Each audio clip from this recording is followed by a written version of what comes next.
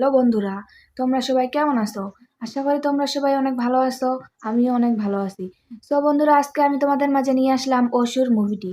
আজকে আমি এই মুভিটি নিয়ে আলোচনা করব এবং এই মুভিটি সম্পর্কে আজকে আমি তোমাদের বলবো এবং এই মুভিটি আজকে আমি রিভিউ করব।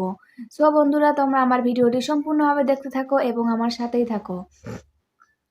তো বন্ধুরা, ভিডিওটি কেটে কেটে কিংবা স্কিপ করে দেখবে না, কারণ ভিডিওটি কেটে কেটে কিংবা স্কিপ করে দেখলে ভিডিওটির সামনে পিছনে আকারে কি আছে তা কিন্তু কিছুই বুঝতে পারা যায় না। তো বন্ধুরা, ভিডিওটি কেটে কেটে কিংবা স্কিপ করে না দেখে ভিডিওটি সম্পূর্ণভাবে দেখতে থাকো এবং আমার সাথেই থাকো। তো বন্ধুরা, ভিডিওটি দেখার আগে তোমাদের কাছে আমার ছোট্ট একটি রিকোয়েস্ট, আমার এই চ্যানেলটিকে একটি লাইক এবং সাবস্ক্রাইব বাটনে সাবস্ক্রাইব করে নিচের বেল আইকনটি বাজিয়ে দিবেন। সো বন্ধুরা, লাইক এবং সাবস্ক্রাইব করতে ভুলবে না। সো বন্ধুরা, তোমরা আমার এই চ্যানেলটিকে বেশি বেশি করে লাইক এবং সাবস্ক্রাইব করবে। তো চলুন বন্ধুরা, বেশি কথা না বলে আমরা মূল তথ্যে চলে যাই।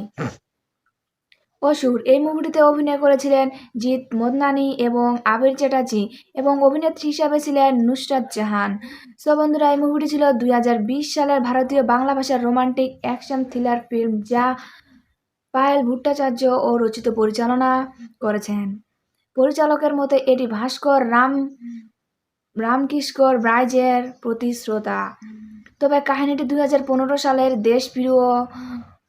দেশপ্রিয় পার্ক দুর্গাপূজা থেকে অনুপ্রাণিত, যা আমাদেরকে বিশ্বের প্রথম সর্বকালের সর্ববৃহৎ দুর্গা মূর্তি কল্পনা করতে সাহায্য করেছিল।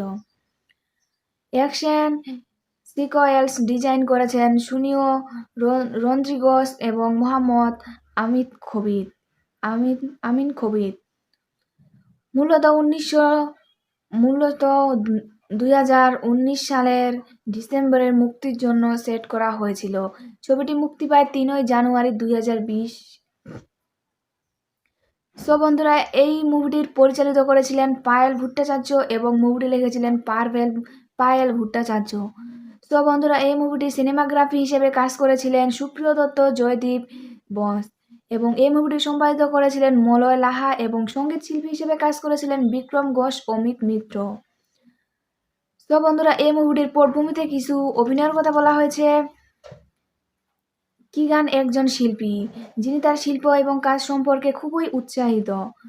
তিনি সর্বদা তার নিজের চিন্তায় পুলে নিমজ্জিত থাকেন এবং পারস্পরিকতার বিষয়ে চিন্তা করেন না। কিগানকে ক্লাসে তার অস্বাভাবিক ক্রিয়াকলাপ, যেমন ক্লাসে অ্যালকোহল খাওয়ার ইত্যাদির কারণে প্রায়শ শিল্পের অধ্যাপক হিসেবে তার চাকরি থেকে বরখাস্ত করা হয়। তো বন্ধুরা, যাই হোক, এই মুভিটির মুক্তির তারিখ ছিল 3 জানুয়ারি 2020 এবং দেশ ছিল ভারত, ভাষা ছিল বাংলা। সো বন্ধুরা, আশা করি তোমরা আমার কথা বুঝতে পেরেছো এবং আমার ভিডিওটি দেখার পরে আমার ভিডিওতে অবশ্যই লাইক এবং সাবস্ক্রাইব করতে ভুলবে না। তো বন্ধুরা, তোমরা আমার এই চ্যানেলটিতে বেশি বেশি করে লাইক এবং সাবস্ক্রাইব করবেন। ভালো থাকবেন, সুস্থ থাকবেন। ধন্যবাদ।